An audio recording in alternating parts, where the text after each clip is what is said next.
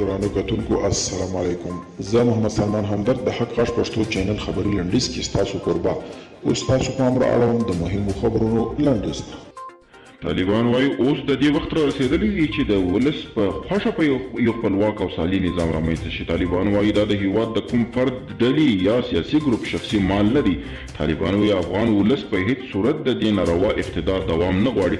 طالبان وایي د واک په غځېدلو یې ټینګار د مسئلې حل نه دی بلکې د سوله ییز حل په وړاندې یو خنډ بلل کېږي.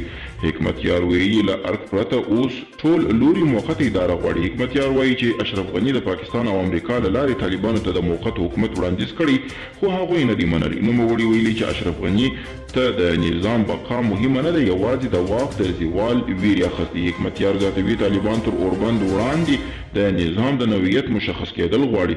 د افغانستان د ملي امنیت شورا وایي چې حکومت کریم خلیلي ته 125 ساتونکي، محمد محقق ته 150 او مارشال دوستم ته 180 ساتونکي ورکړي دي. که دوی له دې ډیر غواړي نو په شخصي لګښت له عامه ساتنې ملي تصدۍ څخه دې ساتونکي واخلي. او د بشري نړیوال سازمان ویلي چې د ایران ستر رهبر خامنه‌ای د میلیونونو خلکو په ژوند لوبې کوي.